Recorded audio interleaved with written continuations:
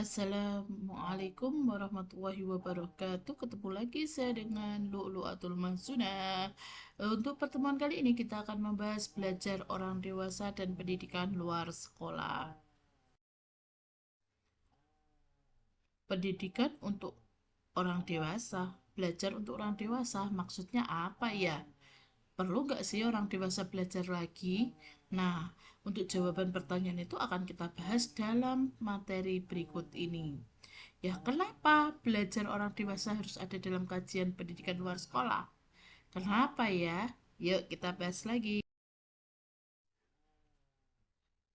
Dikatakan orang dewasa harus belajar itu karena pendidikan itu tipenya adalah suatu sistem yang berkelanjutan atau continuing education, bahwa pendidikan adalah sebuah proses berkelanjutan dimulai dari bayi, berlanjut sampai dewasa dan sampai mati, dan memerlukan berbagai metode dan sumber belajar. Jadi pendidikan untuk orang dewasa bukan berarti orang dewasa harus datang ke sekolah, belajar di sekolah, tidak, tetapi dengan pendidikan luar sekolah. Bagaimana sistemnya? Berikut sistemnya.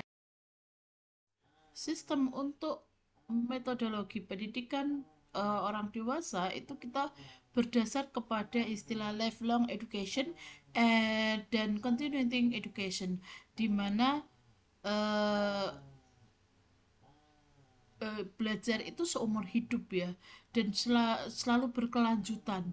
Jadi tidak lepas dari usia, dari kondisi, itu semua orang harus belajar dan kita bisa belajar dari apapun atau siapapun. Jadi artinya pendidikan sepanjang hayat adalah pendidikan yang di dalamnya terdapat proses belajar tidak berhenti di satu usia, melainkan dilakukan mulai dari kandungan sampai akhir hayat secara terus menerus. Maka tugas pendidik adalah menjadikan setiap individu menjadi orang pembelajar sepanjang hayat atau lifelong learning. Jadi learner ya.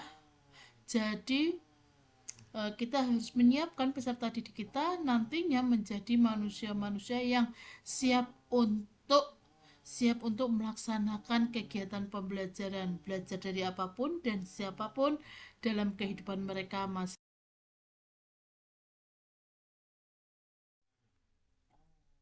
Untuk sistem pembelajaran bagi orang dewasa sendiri itu diklasifikasikan dalam 5 jenis.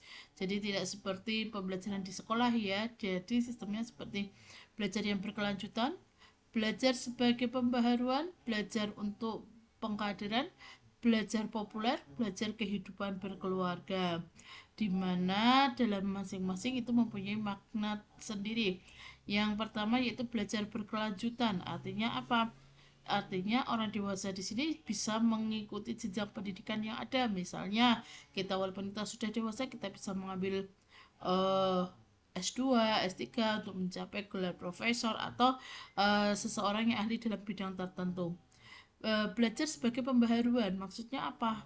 Jadi agar kita siap menghadapi perubahan zaman dan perkembangan zaman, maka kita harus ikut dalam pembaharuan. Belajar untuk pengkaderan. Pengkaderan itu artinya untuk apa? Untuk menggali potensi-potensi kepemimpinan dalam diri seseorang. Contoh, kita bisa ikut partai politik, kita bisa ikut dalam organisasi kemasyarakatan. Nah, atau juga belajar populer. Belajar populer itu artinya kita bisa bermain media sosial, membuat konten, dan sharing-sharing ilmu yang dibutuhkan oleh masyarakat. Yang terakhir yaitu belajar kehidupan berkeluarga. Ini sudah pasti ketika kita sudah menikah, sudah memiliki keluarga, kita tetap harus belajar untuk memahami pasangan, belajar untuk menjaga harmonisan keluarga. Nah, itu tetap harus belajar. Dan dan secara psikologi, belajar orang dewasa ini memiliki orientasi yang berbeda dengan ketika kita masa anak-anak dan remaja. Belajarnya orang dewasa ini lebih ke materi religion atau agama ya. Bagaimana cara meningkatkan iman dan takwa kepada Tuhan, bisa mengikuti pengajian di masyarakat atau mengikuti kajian-kajian tertentu dalam masyarakat yang kaitannya dengan agama masing-masing. Terus yang kedua, application. Application ini artinya materi ini dapat gunakan dalam kehidupan sehari-hari, misalnya keterampilan tangan, keahlian memasak, atau apapun itu yang bisa digunakan dalam kehidupan sehari-hari. Yang ketiga, integration. Integration artinya materi bisa diterapkan sekaligus digabungkan dalam pekerjaan yang telah ditekuni. Misalnya kita bekerja sebagai penjual, terus di rumah kita bisa latihan bagaimana cara membuat produk sendiri, bisa kita jual sendiri, jadi tidak terlalu mengandalkan tengkulak, kita bisa membuat sendiri atau distributor, karena pasti ada permasalahan atau ada kendala di tengah jalan, sehingga de, ketika kita memiliki keahlian sendiri kita bisa meminimalisir kendala tersebut.